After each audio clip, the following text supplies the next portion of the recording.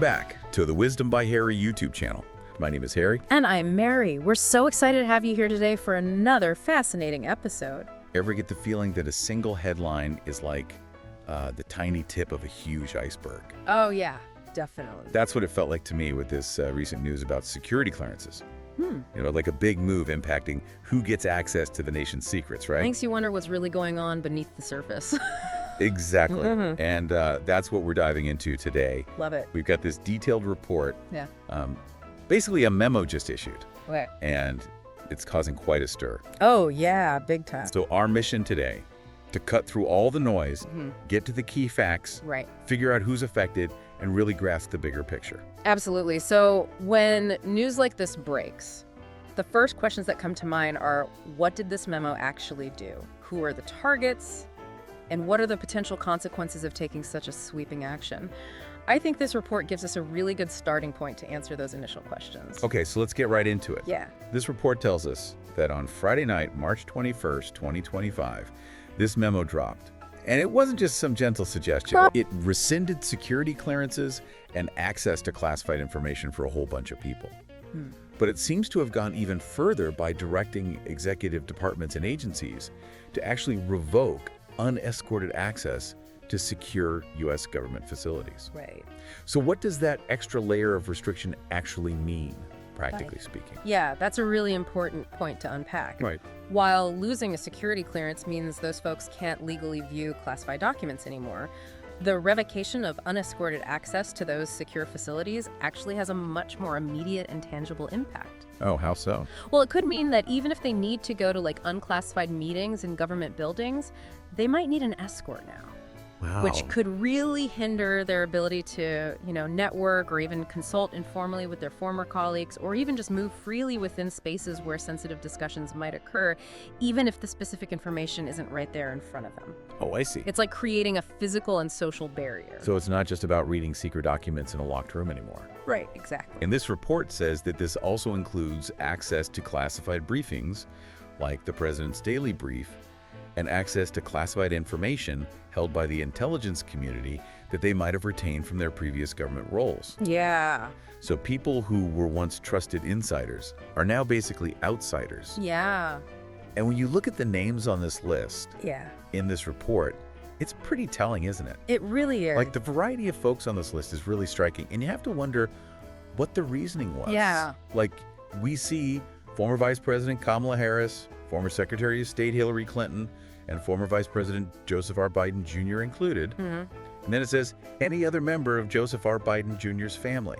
Yeah, that's That lack of specifics is pretty interesting. it's very broad. It is, and it goes on to list Letitia James, the New York Attorney General, and Alvin L. Bragg, Manhattan's District Attorney, Right. both of whom have been involved in legal stuff concerning Mr. Trump. Yeah. Then there's Fiona Hill, Alexander Vindman, and Norman Eisen, all figures who were pretty important during the first impeachment proceedings against President Trump. Right. And we can't forget about Liz Cheney and Adam Kinzinger. The two Republicans on the January 6th committee. Exactly. So when you look at all those names together, what's the first pattern that you notice? Well, what's really interesting is there's a clear common thread that links a lot of these people. Okay.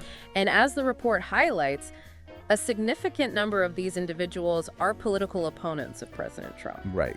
They've been involved in legal challenges or investigations directly related to him. And many were instrumental in holding him accountable through either the impeachment process or the investigation into the January 6th attack. Right.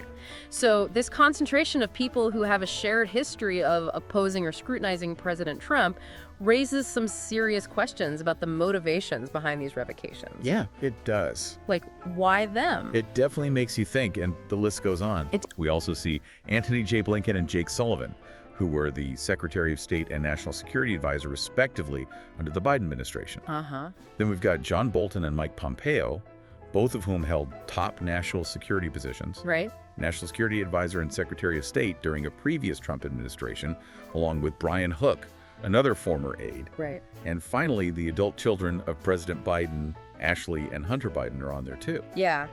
It's a pretty wide scope. Yeah, it is. It's huge. Yeah. The fact that former cabinet secretaries and national security advisors like Blinken, Sullivan, Bolton, and Pompeo are on this list is pretty significant. Oh, why is that? Well, because these are people who, by nature of their previous jobs, held a deep understanding of really complex national security issues. Okay. And taking away their clearances could potentially limit their ability to contribute to public discussions on these important issues, even in an unofficial capacity. Like, their expertise and their perspective could be valuable. Yeah, I see what you mean. And this action might stop them from engaging in those discussions. And the report doesn't hold back. It doesn't. It straight up calls this list something that reads like President Trump's enemies list. Yeah, That's a pretty strong statement. it is. When you see this diverse group of people spanning different parts of the government, different political parties, and different types of interactions with President Trump, Yeah.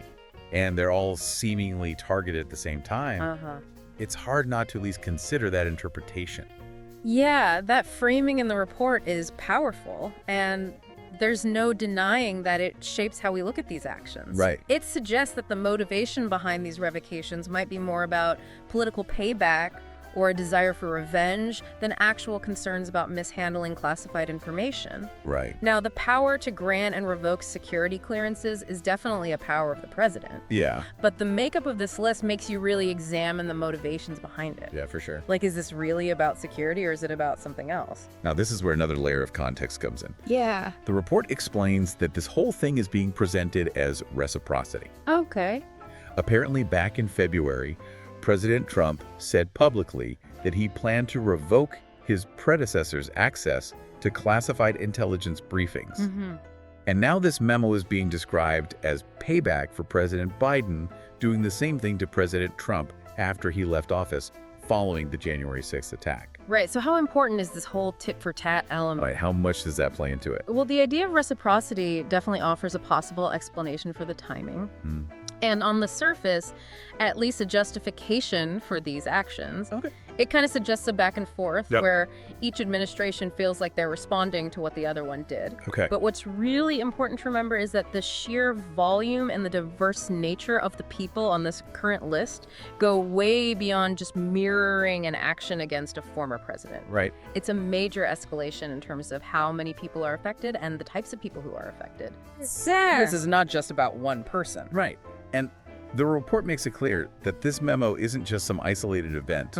It's actually part of a pattern that we've seen since President Trump returned to office. Okay. It suggests that he consistently uses these types of memos to target people who he sees as having challenged or opposed him. Right. We've seen this before, haven't we? Even in this current term. Yeah, we have. The report points to some very specific examples that show this pattern really clearly. Like what?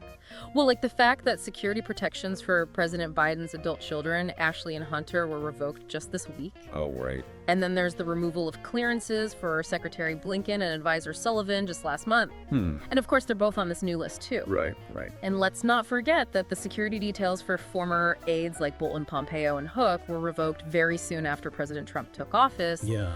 All of these examples paint a pretty clear picture of a consistent strategy, and they really underscore that this latest memo isn't just a one-off. Okay. It's part of a repeating pattern.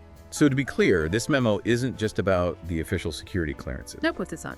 It's also about taking away these individuals' ability to access secure government buildings Right. without an escort. Right.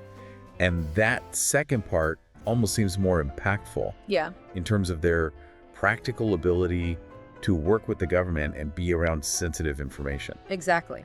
Even if someone doesn't need access to classified documents in their day-to-day life, having that unescorted access to government buildings could still help them interact with people and give them some level of informal influence or access to information. Right. By taking away that access, this memo makes it much harder for them to operate within those government spaces, whether or not they're actively looking for classified material. Okay. It's basically a much broader form of exclusion. And what's really interesting, according to this report, is that there aren't any specific security concerns laid out in the memo itself for each of these individuals. Right. The report suggests that the main drivers seem to be political. The whole idea of a revenge tour, the comparison to an enemies list, and the justification of reciprocal action.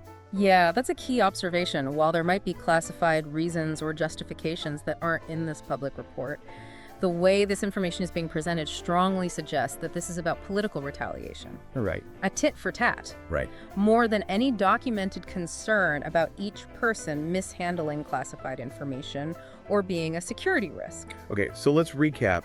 What we're looking at here is a presidential memo that was issued late on a Friday Yep. that takes away security clearances and access to secure government facilities for a really long list of people.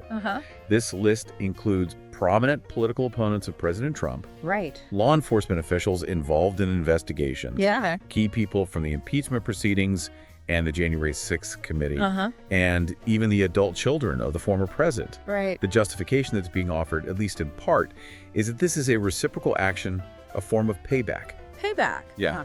And the report we're looking at says that this is part of a larger pattern of using these kinds of measures against people that President Trump sees as his adversaries. So for you, the listener, the important thing to think about here is, what are the bigger implications of such a sweeping set of revocations? Yeah, what does it mean? What does it mean when access to sensitive information and even just the physical spaces of government are restricted so broadly for people who used to have positions of authority Right. or have played important roles in recent political and legal events? Right. How might this affect their ability to contribute to public discourse, offer expert analysis, or even just navigate their professional lives after leaving government service? That's really the core of it. It is. What does this kind of action tell us about how past and present administrations are interacting with each other? Yeah. And maybe even more importantly, what could the long-term consequences be for our political system and the free flow of expertise and information if this type of political tit-for-tat becomes the norm when it comes to national security? Yeah, it's a great question. It really makes you think about how power is used and what the consequences might be down the road. A lot to ponder, Yeah, for sure. absolutely.